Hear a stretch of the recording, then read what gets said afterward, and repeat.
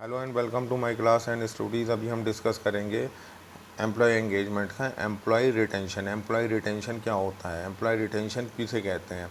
Employ retention के employ जो होते हैं, रिटेंशन का मतलब कि जो बंदे जो हैं किसी कंपनी को छोड़ करके कहीं और जॉब करना चाहते हैं उसको रिटेंशन कहते हैं, बेसिकली स्विच ओवर करने को। Employ engagement interiorly the begins with the minimising the labour turnover and retaining the competition and the competent and the employee turnover is the rate at the which employee leave organization. Some employee voluntarily leave the organization while the involuntarily leave to cooperate them downsizing the poor performance। कि employ retention क्यों होता है, employ retention क्यों ज़रूरी है, क्या ये topic है कि एक कंपनी के अंदर जो है जॉब करते हैं बंदे, जॉब करते करते उन्हें ग्रोथ नहीं मिलती या उन्हें पैसे नहीं मिलते या उनको इंक्रीमेंट नहीं मिलता, तो उन्हें रोकने के लिए वो फिर किसी दूसरी ऑर्गेनाइजेशन या बड़ी कंपनी में वो जाने की सोचते हैं, वो चले जाते हैं। इसको जो है एम्प्लॉय रिटेंशन और एम्प्लॉय टर्नओवर कहते हैं। Cause of the labour turnover, employ turnover क्या होता है। Unavailability of the growth and opportunity. एक कंपनी के अंदर, हम किसी कंपनी के अंदर जॉब कर रहे हैं, सालों से जॉब कर रहे हैं, छोटी कंपनी है, फ्रेशर्स को उसने जॉब दिया, तो वो जॉब देने के बाद में उनको इतनी अच्छी सैलरी नहीं मिलती, उनको इतना अच्छा इंक्रीमेंट नहीं मिलता, उनको इतना अच्छा प्रमोशन नहीं मिलता, तो फिर जो है वो जॉब स्विच ओवर करते हैं जहाँ उनको इंक्रीमेंट मिलता है, प्रमोशन मिलता है और सेटिस्फेक्शन मिलता है। वर्क लाइफ इम्बैलेंस के employ are force to choose between the personal life और the work life. They are the completely to do the over time and work for the weekends.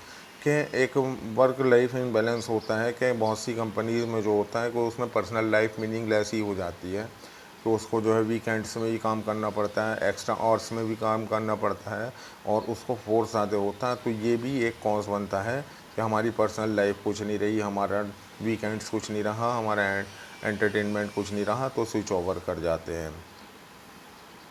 Miss alignment in the work and the employ के misalignment in the work and the employ establishment should the never with the workers and the internal external if they are not qualified for the occupation and the synchronization with the culture goals in the organization।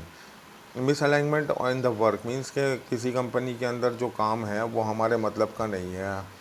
मान के चलिए कि एक कम बंदा जो है specialised है medicine का, अब उसको जूते की कंपनी में जॉब मिल जाए, तो वो जूते की जो मैन्युफैक्चरिंग कंपनी होती है उसमें उसको जॉब मिल गई, तो वो वहाँ पे उतना अच्छा काम नहीं कर पाने का, क्योंकि वो बंदा मेडिसिन का है, उसको मेडिसिन की नॉलेज है। अगर उसको शूज़ की कंपनी में डाल दिया जाए तो वो शूज़ की कंपनी में किसी वजह से अगर चला जाए तो उतना अच्छा काम नहीं कर पाने का, फिर वो स्विच ओवर ही करेगा।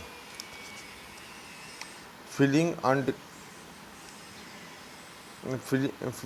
feeling undervalued. Some companies employ appreciation for the work done by them. The most of the recognition in the sincere attitude other than monetary recognition. If the employees are not prized, then they are feel the undervalued। कि feeling under valued क्या होता है कि एक company के अंदर जो होता है ऐसा एनवायरनमेंट होता है कि किसी की सैलरी तो 2 लाख रुपए है, किसी की सैलरी 20,000 रुपये है, तो वो अंडर वैल्यू कर लेता है कि ये बंदा जो है हमसे कई गुना ऊपर है, 10 गुना ऊपर है, तो वो अंडर वैल्यू करने के बाद में जो है उसको स्विच ओवर करने की सोचता है कि यहाँ पे तो है बहुत बड़ी एक वो है इम्बैलेंसिंग एम्प्लॉयज़ के अंदर, तो हम जो है कहीं और चले जाते हैं जहाँ हमें 20 की बजाय 40,000 रुपये मिलेंगे और यहाँ पे किसी को मिल रहे हैं 2 लाख और किसी को मिल रहे हैं 20,000। ये एक तरीके का अंडर वैल्यूड होता है। रूड बिहेवियर, बहुत सी जगह का रूड बिहेवियर होता है कि बॉस का रूड बिहेवियर है और मैनेजर्स का रूड बिहेवियर है, एमडीज़ का रूड बिहेवियर है कि हम मालिक हैं तुम नौकर हो, वो वाला एक कल्चर आ जाता है। तो उस कल्चर की वजह से भी जो है रूड बिहेवियर की वजह से कि मैं मालिक तू नौकर वाला जो एक कॉन्सेप्ट होता है, तो उस वजह से भी जो है एम्प्लॉयज़ चले जाते हैं कि चलिए नौकर ही हैं, हम नौकरी छोड़ने कहीं और चले जाते हैं। तो रूड बिहेवियर भी एक कॉज बनता है। अनमेट एक्सपेक्टेशन, कि बहुत सी कंपनीज़ में जो होता है एक्सपेक्टेशन नहीं मिलती, जो उम्मीद होती है कि इंसान काम करता है कि एक छोटी कंपनी की सेल्स करता है सेल्स पर्सन, तो उसकी इतनी सेल नहीं निकल पाती। फिर उसके दिमाग में आता है कि इसी फील्ड की दूसरी कंपनी, बड़ी कंपनी पकड़ लेते हैं जिसकी सेल जो है खुद ब खुद निकल जाती। जैसे कि हम एक एग्ज़ाम्पल देते हैं, फार्मास्यूटिकल कंपनीज़ होती हैं, उसमें बड़ी कंपनीज़ के नाम होते हैं ग्लैक्सो, कैडिला, सिप्ला और मैनकाइंड। ये सब जो हैं बड़ी बड़ी कंपनीज़ होती हैं। तो इनकी जो होती है खुद की भी सेल, इतना नाम होता है कि इनकी सेल खुद ही निकल आती है। और इनके अलावा हज़ारों छोटी कंपनीज़ होती हैं, उसमें जो है मेहनत करनी पड़ती है, जो एमआर वगैरह होते हैं, तो उनकी सेल जब निकलती है। लेकिन कभी कभी ये होता है कि वहाँ के जो मेडिकल रिप्रेजेंटेटिव होते हैं वो देखते हैं कि हमने इतनी मेहनत इस छोटी कंपनी में करी है, तब भी इसकी सेल जो है 1-1.5 लाख रुपए महीने की एक डिस्ट्रिक्ट से आई है। अगर हम यही किसी बड़ी कंपनी में सेल कर लेते हैं तो 20-25 लाख रुपए की उनकी सेल आ जाती है। तो एक्सपेक्टेशन जो होती है कंपनी टू कंपनी भी वेरी करती है। Lack of the feedback and the coaching के बहुत सारी कंपनीज जो होती हैं फीडबैक नहीं देती और उनको जो है कोचिंग नहीं देती, मतलब कि एजुकेशन नहीं देती कि आपको ये करना चाहिए, वो करना चाहिए। इन एजुकेट पीपल स्किल के some managers are not have been leaders, they are technically skilled, however the lack of the pupil skill thus the lead of the disintegration of the team and the labor turnover। बहुत सारी जगह जो होता है, जब तक head हमारा सही नहीं होने का, जो हेड होते हैं कंपनीज़ के, तब तक उनको नहीं पता होने का। सपोज़ दैट कि मैं एक एग्ज़ाम्पल के तौर पे लेता हूँ कि अगर मुझे कोई किसी स्कूल के लेवल पे लेता हूँ कि मुझे अगर कोई +2 का साइंस का कोऑर्डिनेटर बना दिया, मैं साइंस का स्टूडेंट नहीं हूँ, तो बना दिया किसी जो वजह से कहीं पर भी अप्रोच करके, तो अप्रोच करके भी अगर मैं बन गया तो मैं उस चीज़ को परफॉर्म नहीं कर पाऊँगा, मुझसे ज़्यादा स्टूडेंट जानेंगे उस चीज़ में।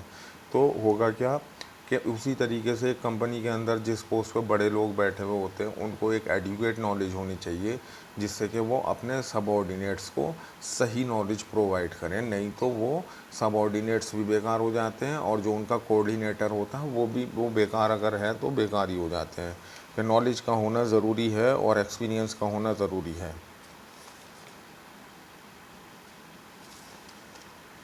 रिटेंशन स्ट्रेटजीज़ होती है, सिग्निफिकेंस होते हैं, रिटेंशंस के स्ट्रेटजीज़ होती हैं कि उनको जो है बंदे को रोकना है और उनको जो है किसी न किसी चीज़ में एंगेज करना है, उनको इंक्रीमेंट देना है, उनको ग्रोथ देनी है, उनको प्रमोशन देना है।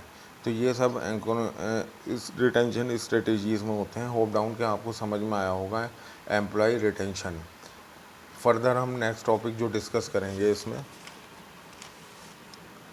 Type of the employ engagement, work quality of the work life,